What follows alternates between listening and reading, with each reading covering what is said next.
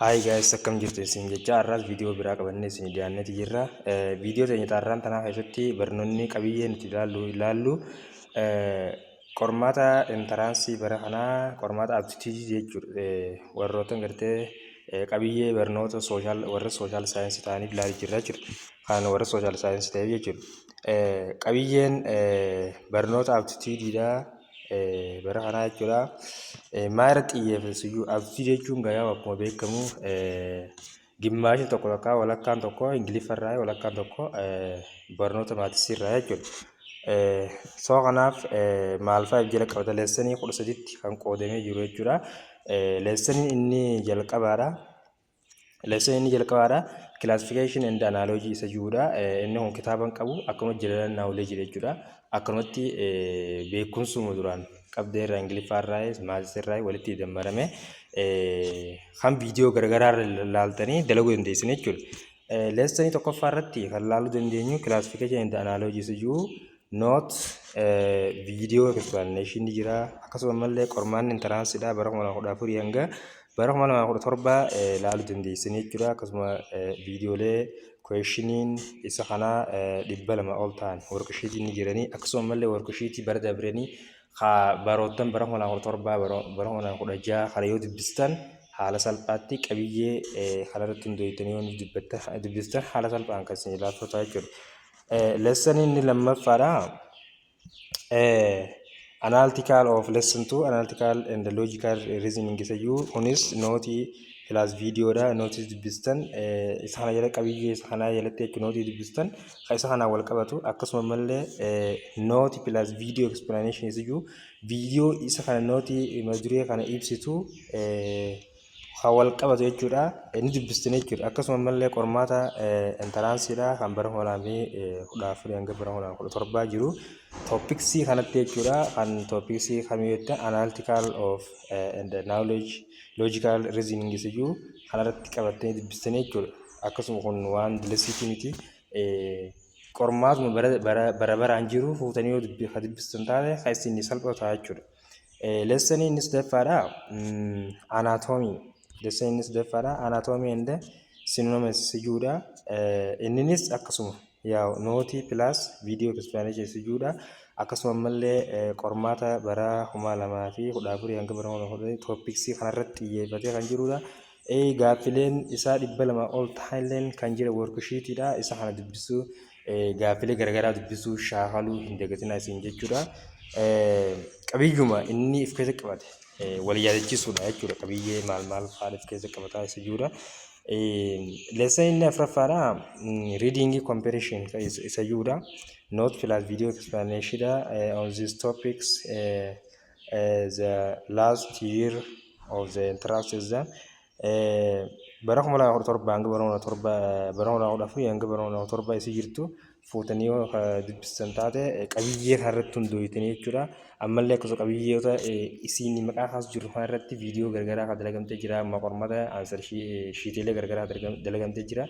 Isaanan kan irratti xiyyeeffattanii yoo dubbistan taate salphatti kan isin galu ta'a jechuudha.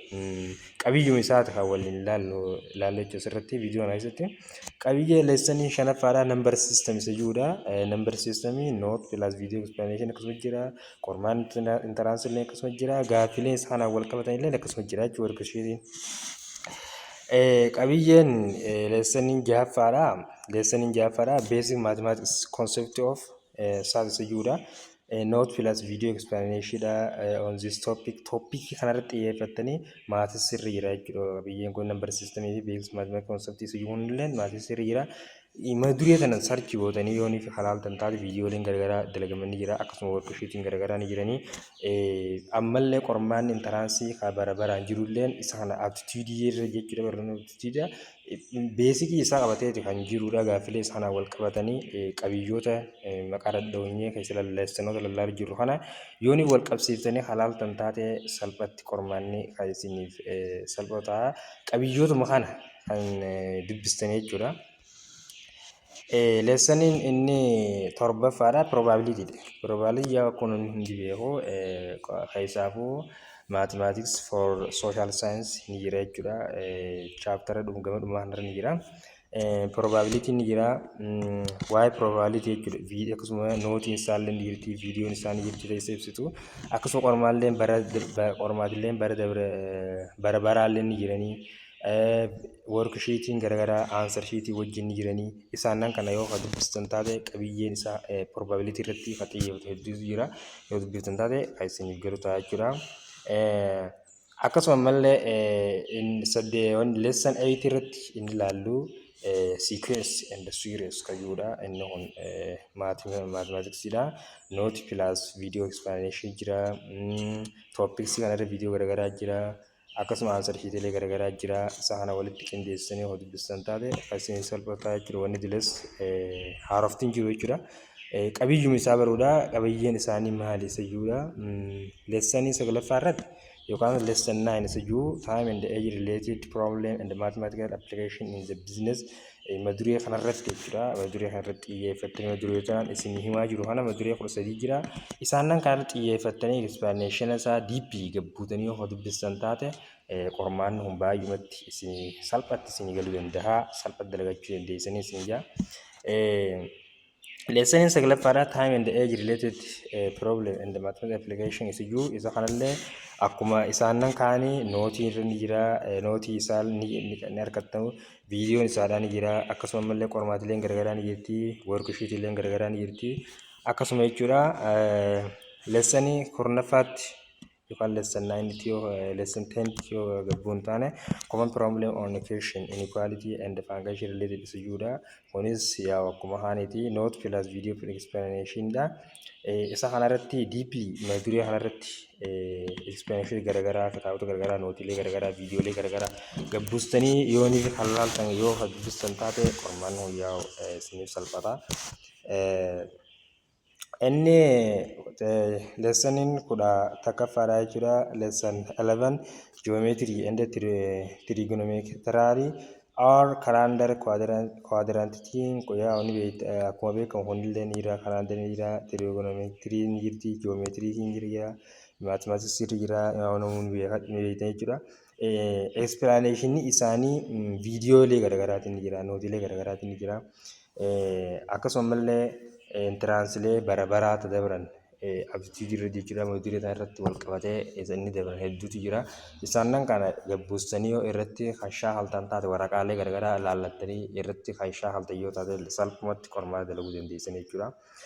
Qabiyyee isaa qofa jechuudha kan isin asirratti viidiyoo irratti isin agarsiisu jiru qabiyyeelee maal irratti xiyyeeffatee qormaan nu gaafachuu danda'a barnoota aptitude isa jiru irratti kan isin agarsiisu jiru jechuudha qabiyyee qofa kan qabannu lesson 12ffaa irratti lesson 12 data interpretation dha yaa inni kunis akkasuma nootiilee ni qaba viidiyoolee ni qaba yaa akkuma haaniiti ilaaluu dandeessan jechuudha.